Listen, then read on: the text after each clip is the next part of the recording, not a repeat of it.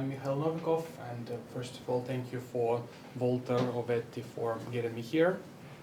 And I've heard good stuff about GraphQL, and I met with some of you folks at React Europe 2 weeks ago. So about myself, I'm CTO at Reindex, and we are working with GraphQL. We're doing GraphQL backend service, and we've been doing this for 1 year and 3 months. So we've been doing it before GraphQL was released. We are probably the first company in Finland, definitely, who started doing GraphQL. We are probably the second company after Facebook who did it globally, but yeah. So we really jumped on it, and before that, both me and my co-founder, we were doing consulting, mostly competing with you guys, doing some React consulting, and before worked in different startups, for example, HDmessaging and ZenRobotics.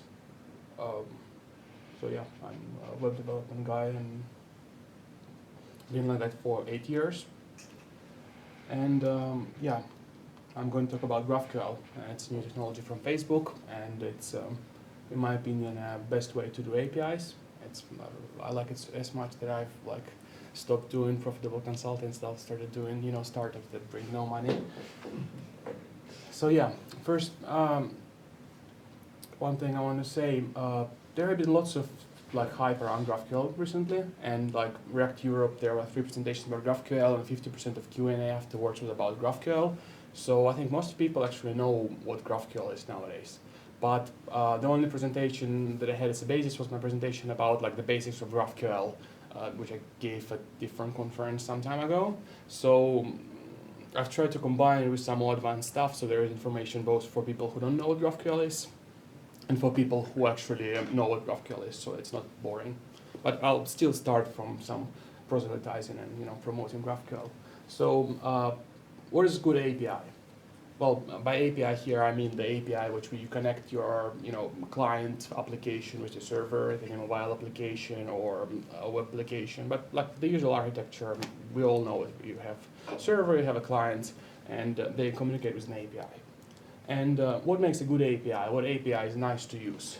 And good APIs are fast. And that means that on a client, it's possible to get all the data you need fast. It's possible to get it in a least number of requests. It's possible to get as little data as possible. It's especially important for applications that are constrained in internet speed. For example, mobile applications, where it's really bad to do multiple requests, and if you're doing web mobile application, then for a long time there was even the concurrency limit of how many requests you can do. So having too many assets, having too many data requests means that your application will take really slow to render. And good APIs don't change. And what I mean is that when you do changes to your client application, you don't want to go to server code, you don't want to ask your backend team, you don't want to go deep into your Java legacy API or a Drupal web shop which your application is based on, because it takes lots of time, and you want to be able to iterate, you want to be able to change some small feature on your front end without having to change some other stuff. And another important part, when you're doing a new application based on the same API, you don't want to rewrite it from scratch. And you want it to be fast, as I said before. So you want to still be fast when you're rewriting or making a new application that uses the same API. And when good APIs change, stuff doesn't break. It means that the APIs are backwards compatible. If you change something, your old applications, your 10 versions of mobile apps in the App Store, they won't break. And good APIs are nice to use from developer point of view. And the main part about it is that they have great tools. And what does it mean to have great tools? For example, it's good to be able to see on compile time, on your application build time, that your new code will break the API, that your new code gets data that's not available on the API. It's a very nice tool to ensure that before you even run your tests, before you deploy it, your code doesn't break. And then aside of these great tools, it should be possible to use all the features that we have in our editors nowadays. You should be able to autocomplete to the API. You should be able to get information about what data is available from APIs. And this all means that good APIs have some metadata that you can extract from them. And REST, that's the way we structure API nowadays. And that's the only way we've been structuring APIs for a while. If you don't think about something like, I don't know, XML RPC. And I don't think REST makes good APIs for applications. And REST APIs are not fast. If you're having very canonical classical REST APIs, then whenever you have any realistic applications, you're going to have lots of requests. Obviously, we don't do that.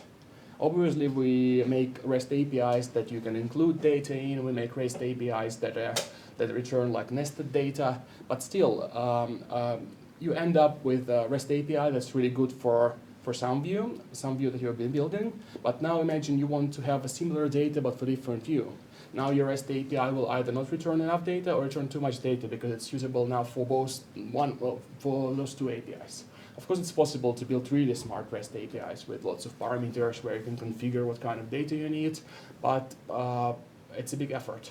And I actually personally have never worked with the REST API that would be convenient in this sense. It was suitable for all areas of applications. Always you have to do hacks. Always you have you end up with bloated front end, which does lots of requests and which has to work around the intricacies of your very complex REST API, or you have bloated backend.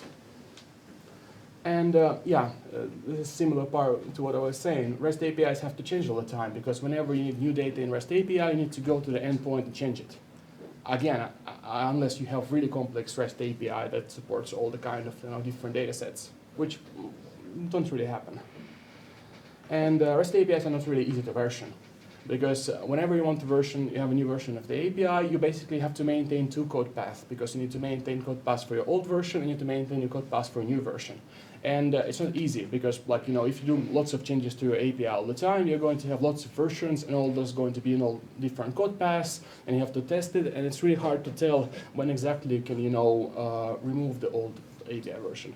And I mean, when you own both parts, both front end and back end, it's easy. But when you don't own the API or you don't own the version that you deploy in front end, like on mobile application, it's really hard. Yeah, REST APIs don't really have any tools. I mean, we have something like Swagger, and Ember has JSON API, which is a bit better because they have some metadata available. But there are no tools that work with all REST APIs. Because REST APIs, there are no definition of REST that you can use to make a tool. All REST APIs are different.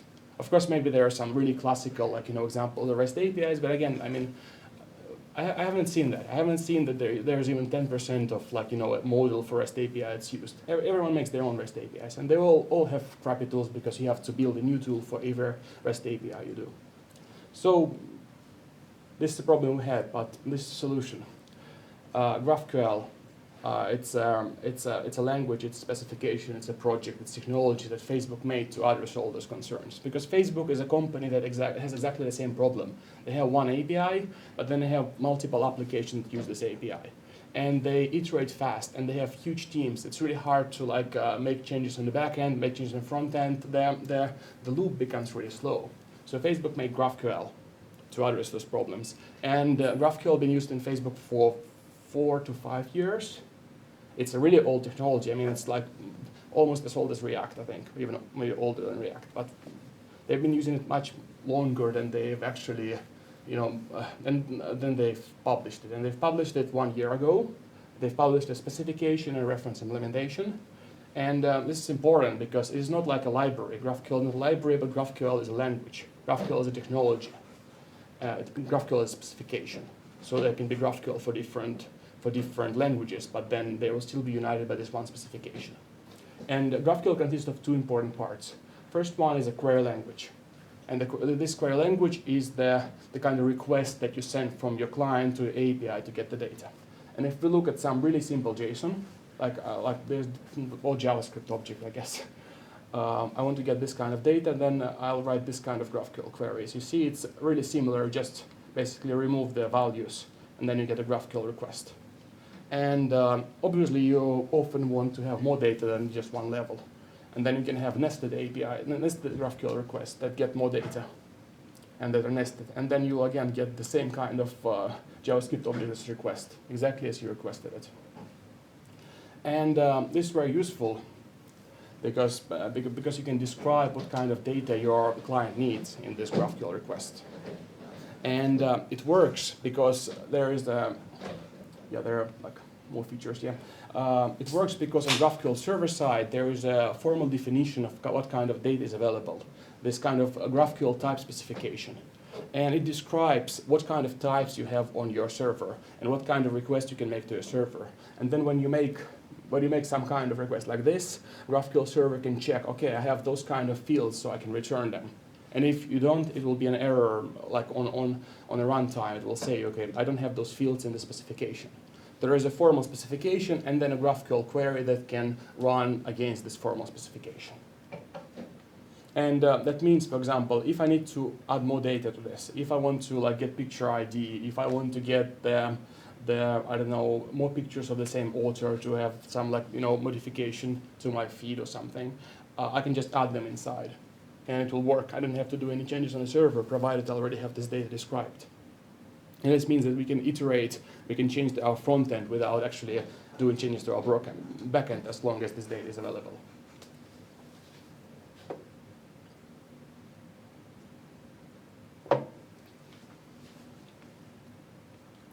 And as I said, all this data is available on server.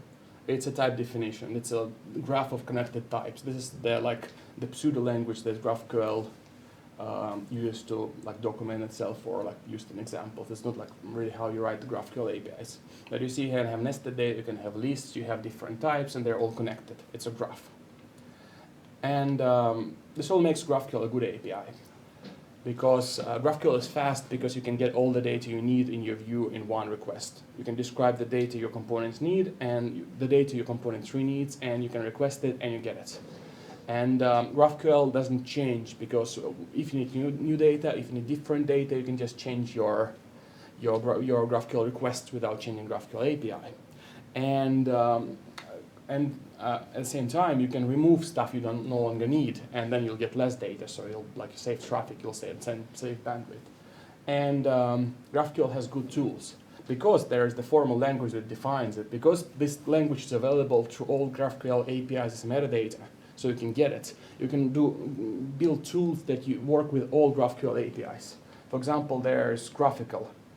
It's an interactive IDE/console which lets you write GraphQL queries. And it has stuff like autocomplete, and it has stuff like validation and inline errors. And the beautiful part about it is that it's not really complex because this metadata available, and you can get any kind of, you can use this tool with any GraphQL API. Anyone can build a GraphQL API and it will work just because the language is formal and the metadata is available.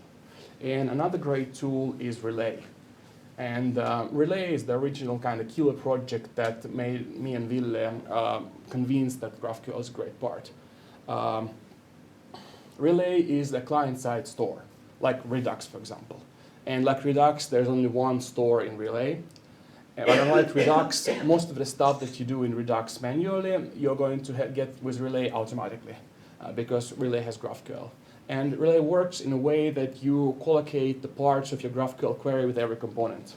Every component in your component tree is going to be wrapped in this kind of smart component if you use Relay terminology. So there are no like dumb components in Relay, but you only have smart. And the thing about smart components is that they have this fragment, a part of GraphQL query that's typed to some type attached to them. And then this builds in the component tree, and Relay knows how to combine all those fragments in one final GraphQL query. And it fetches the data and passes the data that's resulted to the props of the components.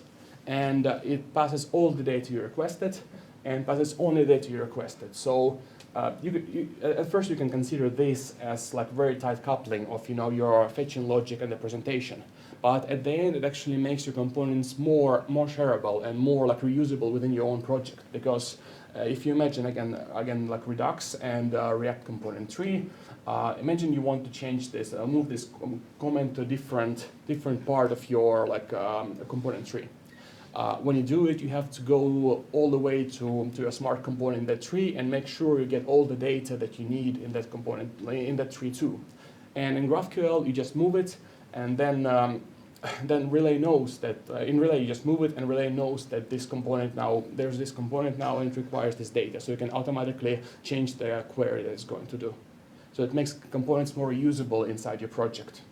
And syntax highlighting somehow broken here, but component fragments can require different components, so this way you can build this component fragment trees. And like the cool part about it is, in theory, you can have this similar stuff in REST. You can assign endpoint to every component, but then it's not going to be very effective because you'll have to do requests for every component. But in GraphQL and in Relay, because GraphQL is structured language and because GraphQL is typed language, you can combine those fragments in one query. And then you can associate the data you received with the query. And as you know the types of each part of the query, you can even flatten the tree, like the thing you do manually in Redux. Relay can flatten the tree automatically. So next time you have some different query and you make a request, it knows how to subtract the new query from the data you already have. Because again, it can decompose the query to the parts. And then it only needs to request the data you don't have. Because GraphQL type language, there's metadata and it knows how to work with it. And other cool stuff in Relay, for example, it has like pagination for infinite scrolling built in. And if anyone implemented pagination with Redux and REST API, there's lots of boilerplate, there's lots of stuff to do because it's not a very simple topic. Because pagination, and Relay store knows how to work with pagination from out of the box. In a GraphQL API that is compatible with Relay, all listed data is grouped in abstraction called quite unfortunately, connections. And connections have this field called edges. If you notice, I'm requesting like a picture to the user, and first 10 means I want to get first 10 pictures of the user. And then edges is basically a list of items inside this first 10. And it consists of a node, which is actual picture, and a cursor. And the cursor is the key to Relay pagination, because with the cursor, you can then say, I've taken the cursor from previous one, and I said after, it means it will give me first 10 items after that item that the cursor is points to. And the cursor can be any kind of string, it's like up to the particular implementation how it works. And Relay knows how to work with that. Relay knows how to, for example, not refetch the data when you change the page. Relay knows how to do the mutations in the connection that will insert in correct place, so then the pagination still works. Yeah, and the main point out of all this Relay Power is a powerful tool because of GraphQL. I mean, Redux is a great project, and why can't it do it all this kind of stuff out of the box? Because Redux has to work with any kind of REST API. Redux has to work with any kind of backend. It has no opinions. And Relay is a framework, and it has opinions about the API it needs. And because it has these opinions about GraphQL, it can be powerful and spare you from writing all the boilerplate yourself. And there are more GraphQL tools now. At first, when we just started, one problem we had was Relay was the only way to use GraphQL. Even though at the end it can be just an HTTP request and you can just include it there, Relay made it so convenient and kind of showed what the power of GraphQL is. But now lots of new tools are showing up that do similar stuff. For example, Apollo, it's a project by Meteor. And Meteor is basically throwing away all the stuff they had before and rewriting everything using GraphQL and Facebook stack. And they have a server implementation for GraphQL, and they're promising to have all the features they had in Meteor, like live queries and streaming of data. Really cool. And now it's available. So there's already 3 different ways apart from Relay to use GraphQL on the client. There is Apollo client, which is a Redux-based library to do that. There is Cache. I haven't looked at it much, but it's also Redux-inspired. And Adrenaline, which is the probably first alternative library that showed up. I'm not sure what's the status. But the community is growing. Everyone is excited about GraphQL, and there are more and more options apart from Relay. And all is possible, and all those options work with any GraphQL server, exactly because GraphQL is a specification. It's not just one REST implementation that will be supported, or one GraphQL implementation. All GraphQL implementation will be supported by all those clients. So the community will just keep growing. And there are lots of server GraphQL implementations already. I'm not listing all of them because I think all major languages have a GraphQL implementation, and from Haskell to Go and Java, anything. But the ones I want to mention specifically is Sangria, which is the Scala GraphQL implementation. And Facebook people said that they first do change the specification, and then Sangria implements this change in their implementation, and only then they implement their own change in their GraphQL JS So SunQuery is like the most current GraphQL implementation. Then there's Graphene. It's a Python framework to do GraphQL. And the cool part of it is that it's influenced really heavily by Django. So there is like GraphQL is defined sort of like models in Django, or like model layer in Ruby on Rails, for example. And then there's PostgreSQL, which basically takes any PostgreSQL database and generates a GraphQL API for it. So you can query any Postgres database with GraphQL API without any effort. And it can use, for example, row-based permissions of Postgres to define the permissions inside your GraphQL API. Yeah. So I'll quickly go through how exactly the GraphQL servers are built, how exactly GraphQL APIs are built. And the major, like the most common library that you use is called GraphQL.js, and it's a reference implementation from Facebook. And basically, you define a schema. Just like I've showed this example IDL, there's this JavaScript DSL which you define a schema, and there are types, and types have fields, and the fields can reference other fields. I have typo there. And then it all terminates to a type called query, which will be like like a resource, a root level thing where you start your GraphQL queries. And then the key about it, this is just like a schema. It doesn't have any hook to implementation. And that's the cool part about GraphQL and GraphQL.js. It doesn't hook up or tie you into any database. You don't have to use like Facebook's MySQL implementation to do it. You don't have to use MongoDB. But instead, inside all the types, you can add so-called resolve methods that can return promises, and then this hooks up this part of your GraphQL query to a database.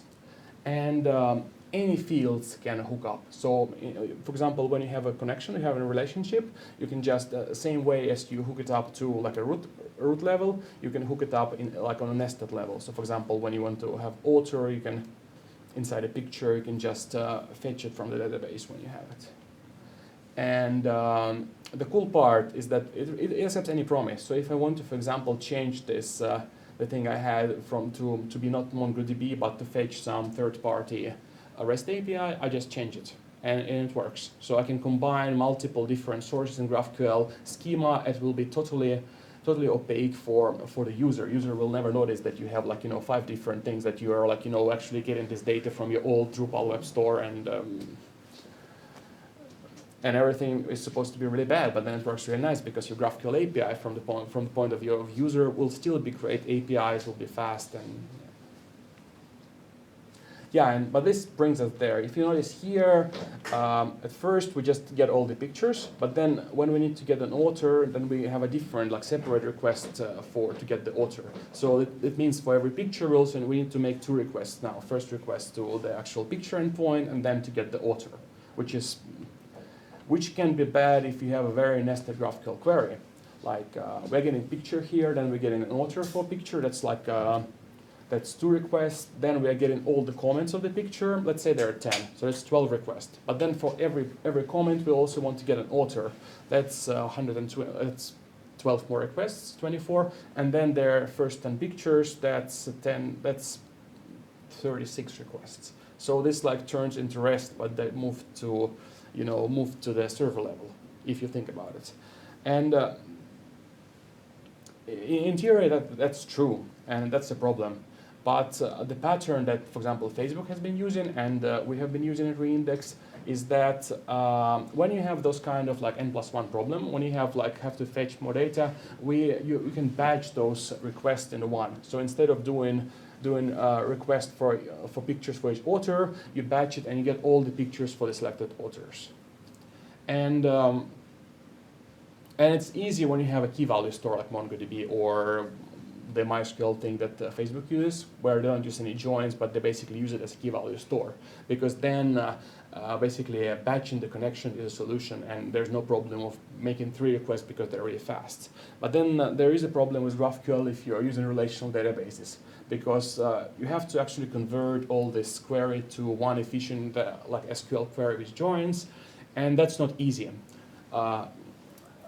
Because here there's 3 levels of nesting. If there are 5, then joins start to kind of show their problems, because because it's not possible to do all the stuff at the same time. It's not possible to sort the data, to filter data, and have very nested complex requests. So at that point, you have to basically kind of work with your data as if it's denormalized. So you can get, for example, all the data, and then there might be some default ordering, there might be some denormalized stuff. So for SQL databases and GraphQL, it's still an open question how exactly it's going to be used. There's PostgreSQL, but I think it still does the separate requests. Even for MongoDB, when we were implementing like the Reindex, the implementation that used MongoDB, the big problem for us, we started by doing a very optimized implementation. Instead of getting all the data you can, we tried always using indexes. So the pictures, it's for example here, if it was like a GraphQL API of Reindex and we were trying to get the pictures, the big problem there that it's not possible to batch them because all of them were very specific requests using the index. Why? And because we wanted to sort them, we wanted to filter them, we wanted to do everything on database size. While the actual good solution would have been to, when you have this kind of pattern, is to get all the pictures of the authors that you have.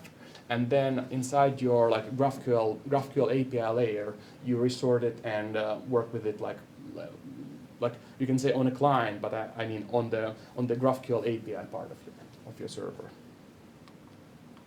So yeah, that's still an open question how to do this. One of the only problems of GraphQL. Yeah, but enough about GraphQL. I'll now talk about Reindex. It's our startup, and it's a GraphQL backend as a service. And everyone knows what backend as a service is, I guess. Well, everyone knows Firebase, probably, or Parse. So backend as a service is basically a software as a service platform that lets you not build your own backend, but rather you utilize the tools that some other people built for you, and it's hosted somewhere else. So instead of building your own GraphQL server and hosting your own database with Reindex, you can, or Firebase or Parse, you can just use someone else built server.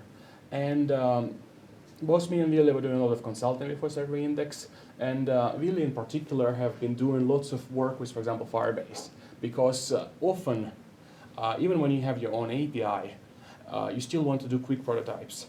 Or if you have a new project, you want to do a quick prototype without building the whole stack at first. And often it's fast to just take some ready-made solution like Firebase or Parse and build a quick solution, build the front-end part, and it will just use some hacky backend like Firebase at first.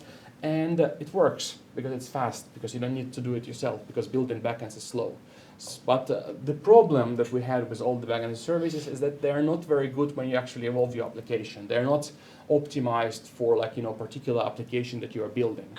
Like Firebase is a very basic key value store, and Parse, it has a REST API, and you get all the problems you'll have from REST API you don't control. You'll have too many requests. You'll have too many. Your application won't be fast because the backend isn't optimized for your part. But then GraphQL, we saw it as a solution to all these problems, because with GraphQL API you can provide this generic API to the user, which still can be optimized for particular use case, because you can get the data that you need inside your queries. So that's why we decided to build the backend as a service Reindex with GraphQL.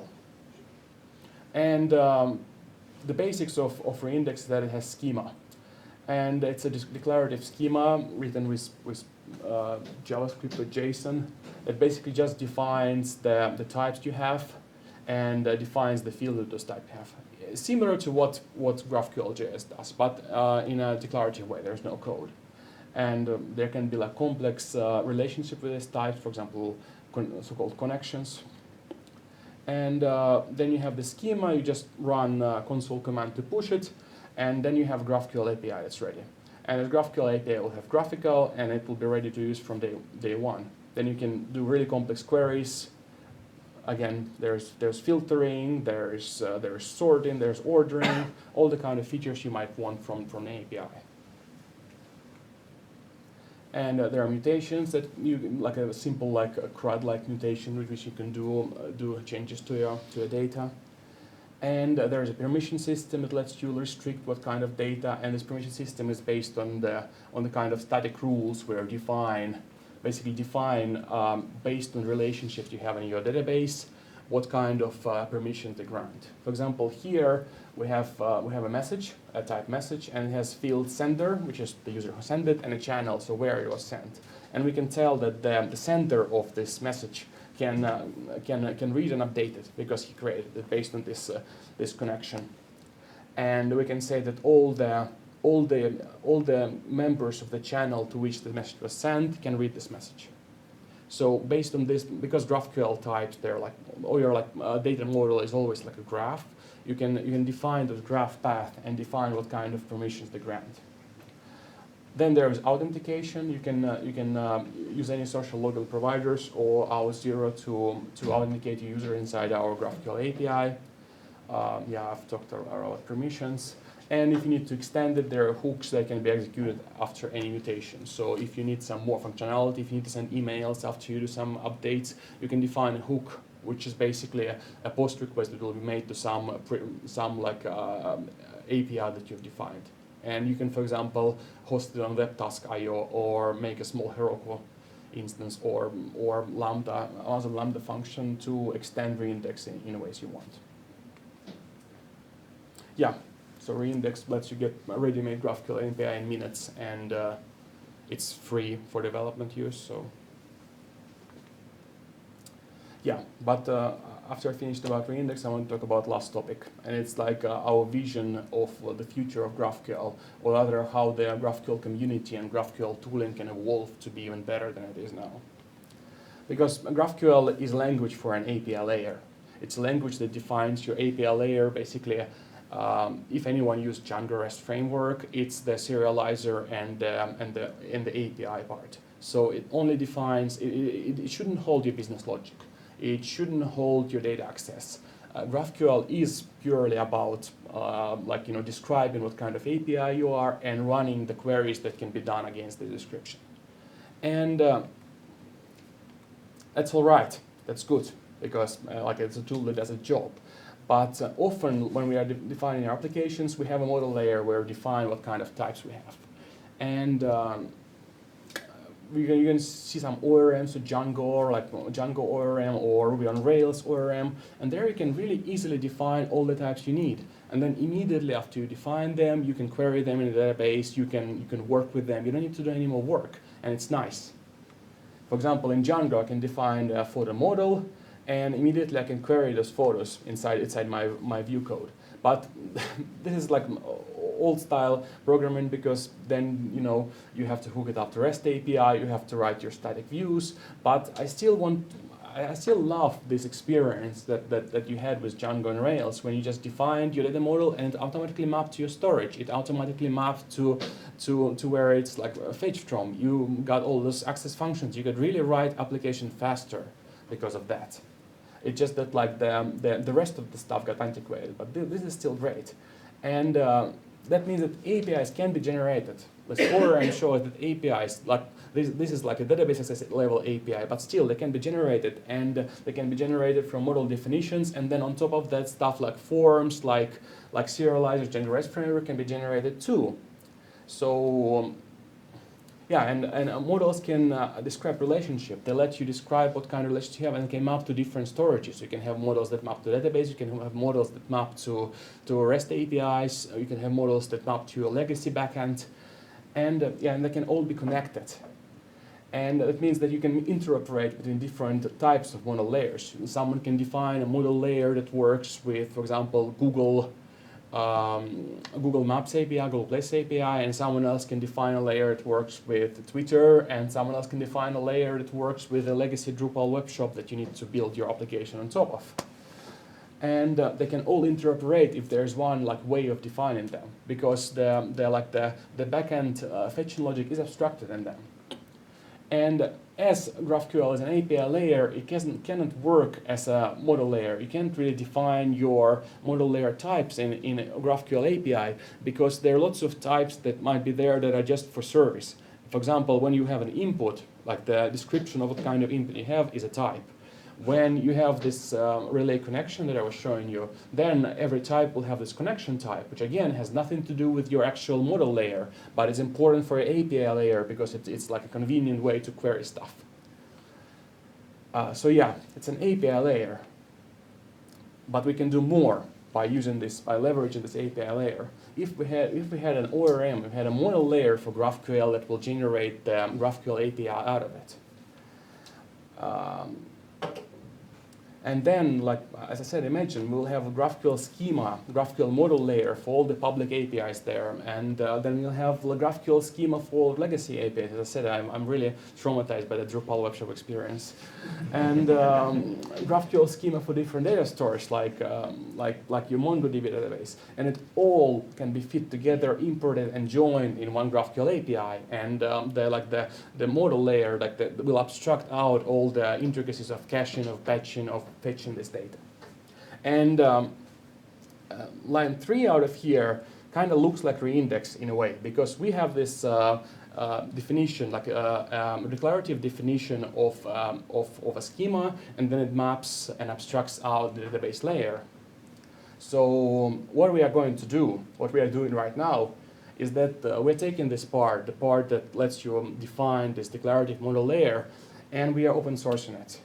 So the stuff that powers Reindex is going to be open source, and it's going to be the whole server that is there, the model layer, the way, and at first we are going to release what we have now, which is a MongoDB connector, but we want to go further. We want this to be like a universal way of creating GraphQL model layers, GraphQL API model layers, because we already generate stuff from our model layer. We have a model layer and generate stuff, so this just needs to, we just need to swap out the storage, and then you'll have GraphQL API for everything. Yeah, so we'll soon capture the world. And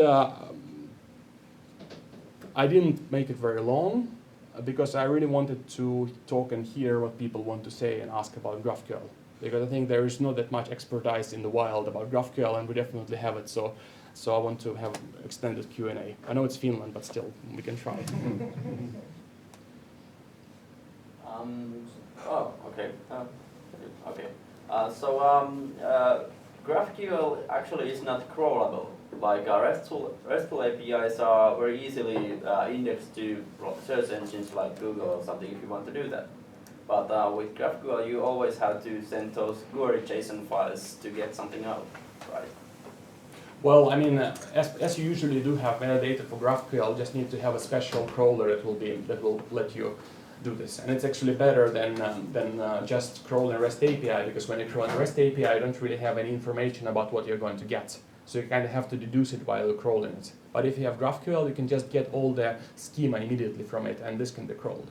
Well, of course, REST APIs are one thing, but RESTful APIs kind of have this idea that the resources are interlinked. So you have the link structure, so you can, when you find one entity from somewhere, you can kind of crawl through the whatever you can discover from it. So it's kind of sure. It's similar. It's true also that REST APIs don't have schematic discovery like something like SOAP or something like that. So that's true. Yeah. So, yeah. If I wanted to implement or swap my REST API thing in my actual application, React application, should I just hop on the relay, or how would you like any recommendations where to start it? If you already have an application and you want to swap in some GraphQL, maybe using some like Redux-based implementation or just querying GraphQL APIs directly at first is the best way. But if you're building a new application, Relay is still the most comprehensive framework that does the most features, because they're it really speeds up the initial development, especially when you're. So if you have a GraphQL API and you're building a new application, then Relay is still a way to go. Even though it has some complicated parts because it's a big project that's used at Facebook, but still it still has lots of good parts too. So new project Relay, old project maybe try something like Apollo client first.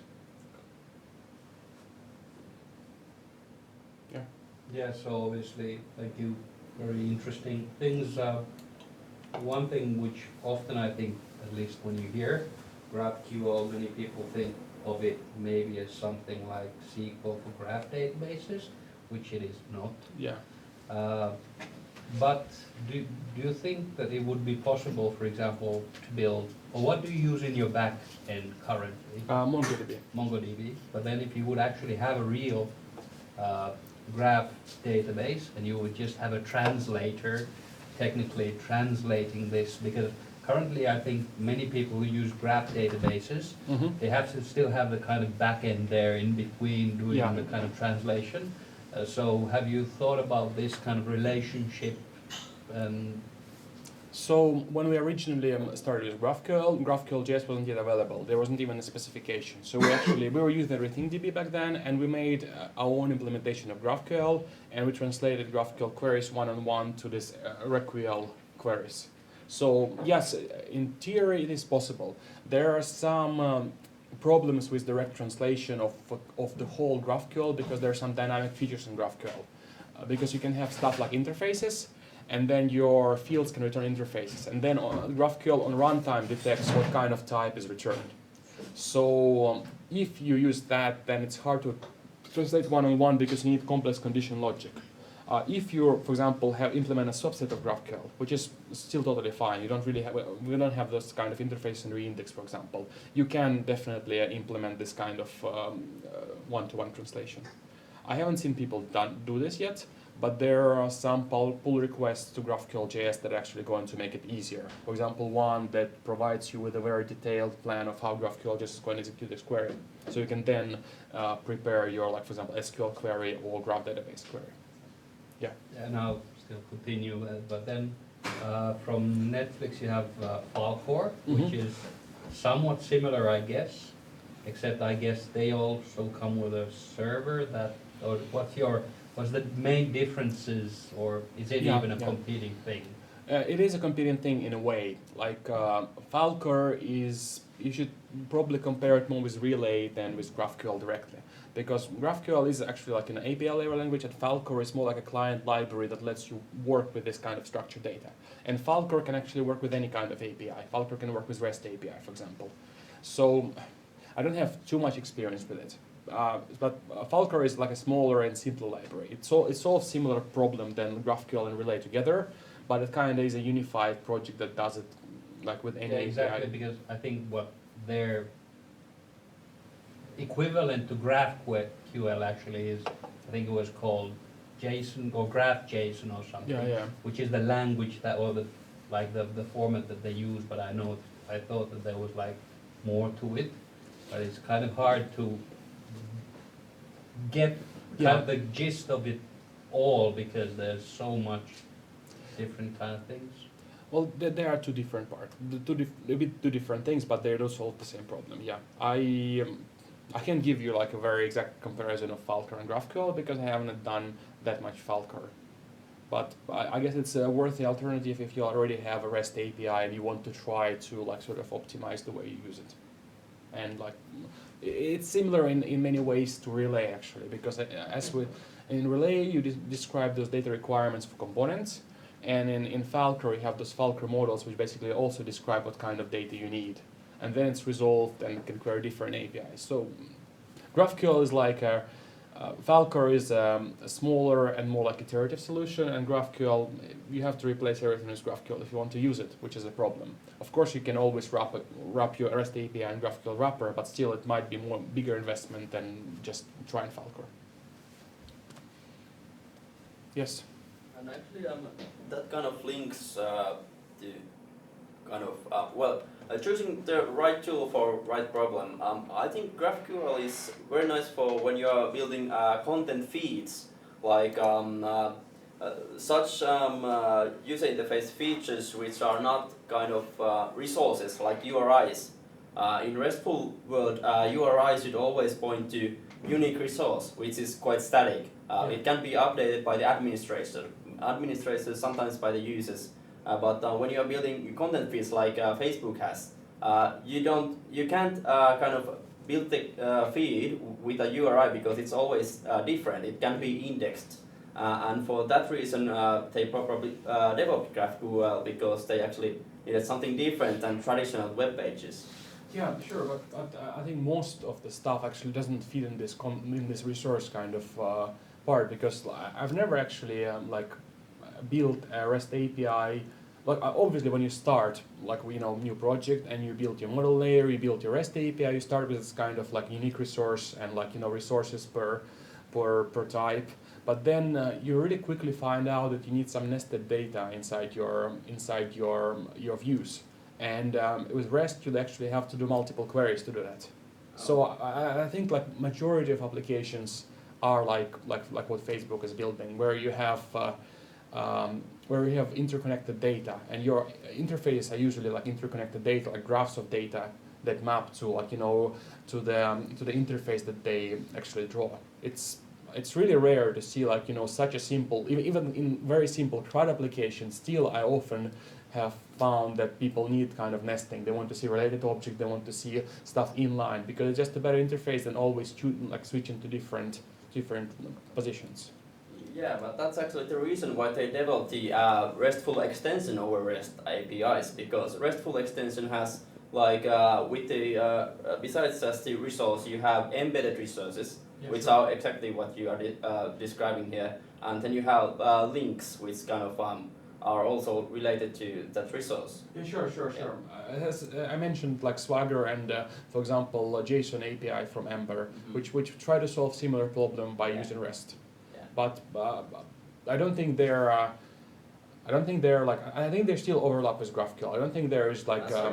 I think they still overlap with GraphQL. I don't think it's a different use cases of what like REST is trying to do and what GraphQL is trying to do in most of the cases. It's still trying to get this kind of related data together to draw your interface or to do some stuff with it. So there are RESTful solutions, but I'm just the only problem I have with it that I haven't seen many implementations of those solutions in a while. Not everyone does it, and when they do it, it's usually ad hoc. There are no unified standard that everyone uses, and then not all resources support this kind of embedding, and then some don't, and then you always have to know what kind of resources support it and not. And there are some REST metadata engines that give you all this metadata so you can know it beforehand, but all GraphQL APIs kind of have it already built in. So this is the biggest advantage for me with GraphQL, because it's a defined, specified language. It means that the tools that you use, the stuff you build, you already have the information about what API will give you. So yes, REST can solve this kind of problem too, but the problem with REST that there is no single specification that everyone uses. Get to know to Appigility project. It's a PHP RESTful API project. Yeah, sure. I've seen solutions. I'm not saying there are no solutions. I agree with you that definitely you can solve the same problem with REST. I'm just saying that everyone solves it differently. Yes, you've mentioned one framework that solves it, but then some other framework, like Django REST framework, will solve it in a different way. And then there's Swagger that solves it in a third way. And then there's JSON API that solves it in a fifth different way. And that's the problem. There are too many different ways to do REST. And that makes it problematic to build tools that work with all the rest. That's why there's no relay that uses REST APIs, because there are no formal one way of doing REST. Go ahead. Yeah. So then I think Ahti was talking about the linked. So you have links in REST, but the first thing, the buzzword that ever comes after GraphQL is introspection. Yeah. So can you just show it, what does it mean in this case? If you can show it, because that's I have my idea what it means, and it kind of is the same thing as REST might have links to other resources that are linked to it, but because I think what I like is no documentation, I get something, then I start using it, and the interface maybe itself can give me more information. Yeah. I think this would be very interesting for me to see a practical example, which you hopefully would have. Yeah, I can just show you what's. I'm really bad at Finnish keywords. Yes.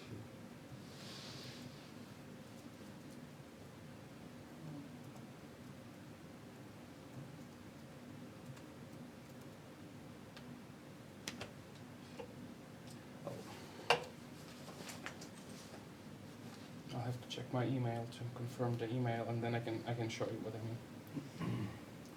Then we also have a demo today.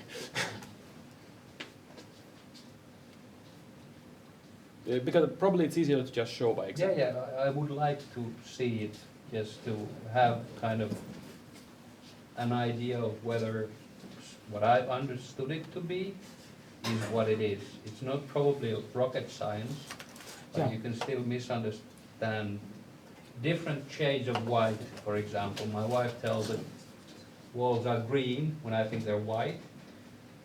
The other room is blue, I think it's white. Demo and so effect. on. Yeah, it is demo effect because I don't have any apps. Well, it's nice. That's not what always happens. Okay, I'll create one more account.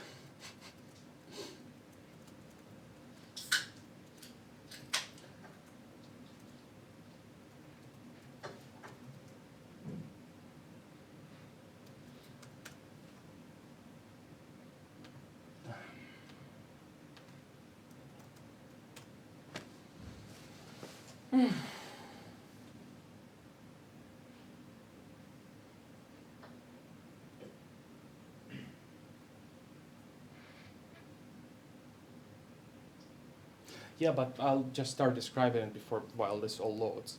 So like all GraphQL APIs, as you said, when you start GraphQL query, you have this like root kind of endpoints, like you have picture by ID, you have like all pictures, and then the same way you have all GraphQL endpoints have this underscore schema thing that lets you basically go through all the types and see what kind of fields they have. So tools that use GraphQL can query to get all the data information about all types that there are in GraphQL, and then they can do like smart stuff about it. I'll just show it once email arrives to me. Maybe I should just use my main account.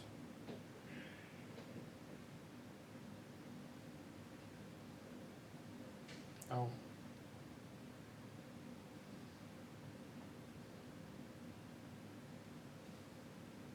Oh, I've mistyped my email. Okay. And how much does it cost to use Reindex?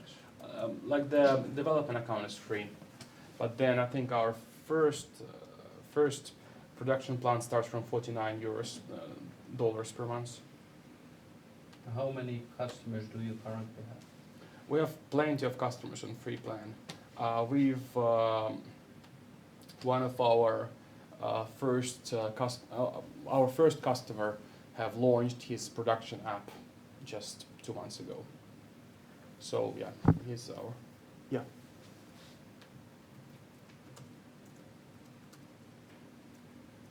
Did I type it correct now?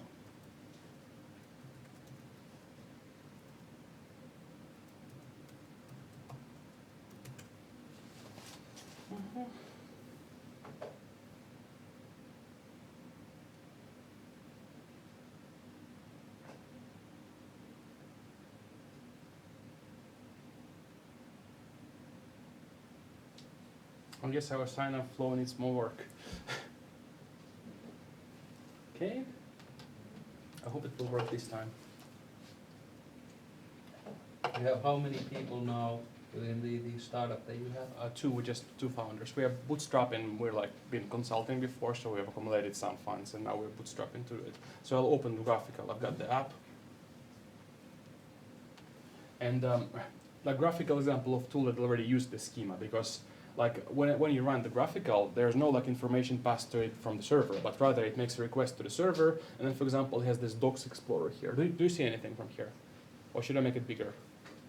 Maybe a bit bigger, I think. How do you zoom here? Command plus. Command. Yeah. Yeah, so you have Documentation Explorer, which already has like all the types, and it is done like when you launch the graphical, it makes request to GraphQL server with this schema.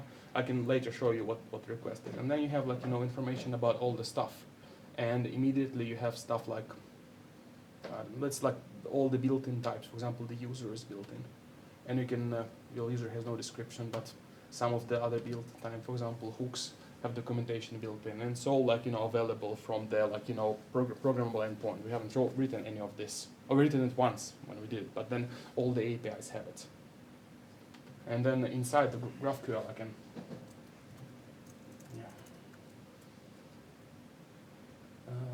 Where are curly braces in the Finnish keyboard? Oh, that's kind of hard. I can remember I used to use layout. Yeah, me too. Oh, it's behind these. I have to use Alt? Yeah, I think so. No. Oh. Someone with the here. Finnish layout. I don't know. Alt Shift. Maybe I will. Alt Shift. Oh yeah, Alt right. Shift. Okay, yeah. okay. So simple. Yeah, so for example, you can introspect one single type, and it has. Oh.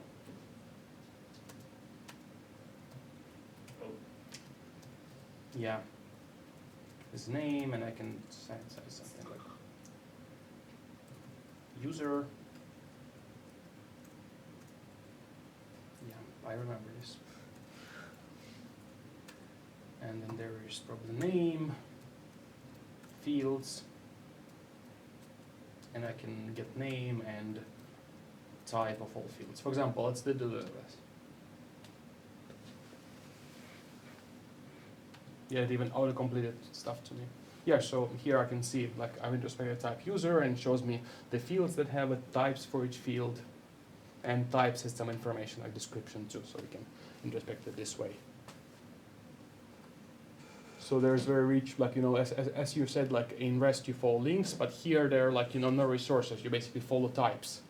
Because like, they're like a query type, which is basically the start of your stuff, but everything else is like a connected types, and then you can introspect which types are connected to each other and introspect the types that you're connecting to. Yeah, so it is like that. You can just log in. This is just a GraphQL. A graphical is just a GraphQL application. Yes. And then technically, yeah. Yeah, you can do it with any GraphQL API. That's the beauty of it. Like, I don't know any tool that works with any REST APIs. Maybe curl. Curl definitely works with all REST APIs. But everything else doesn't work with all REST APIs. I can write a tool for one particular REST API, and it will work fine. But then if you have some different REST APIs, there you have a problem. And that's the beauty of like GraphQL being typed and specified. You have this this kind of tool like GraphQL, for example, is a great tool that they use a lot at Facebook that does this. Have you heard about REST API markup language or something like that? So they have this schema language for describing RESTful APIs, not REST APIs, but RESTful APIs. Sure. It's pretty similar actually. I'm sure, as I said, I'm not arguing that there are solutions. I'm just saying that there are solutions, there are many of them. That's the problem. And Yeah, there's. just asking if you might be interested about this. Yeah, but I'm of course interested in different solutions because it's like nice to compare what other people are making. But Exactly. yeah. Any other questions? I think more of a comment that you do know that Drupal is also now heavily investing in In GraphQL. So maybe your future web shop experience will be better. Yeah, sure. I'm not surprised. Like as I said, I've just been at React Europe, and like 3 talks there were about GraphQL, and then after all the talks, after like 20 talks that they had, there was a 1 hour like Q&A with all the people who were doing the talks, and 50% of this 1 hour Q&A was questions about GraphQL. So people are really excited about GraphQL, and I'm like, 1 year ago, I still had this thing that I had to go to people and explain to them what GraphQL is, and no one knew. I mean, they usually bought the pitch, but they didn't know. But now, like, I did a talk about GraphQL, which was like that, but in Russian, just 2 weeks ago, and some of feedback was like, I already know all this stuff. So people already know like all the basic stuff about GraphQL. They already have heard about it. So it's like. People know it. It's amazing. I was joking that next year I'm going to be not React Europe, but probably like GraphQL Europe or something like that.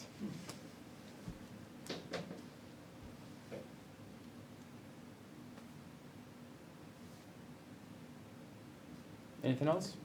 Okay, you can come to me and talk more after the presentation. Thank you.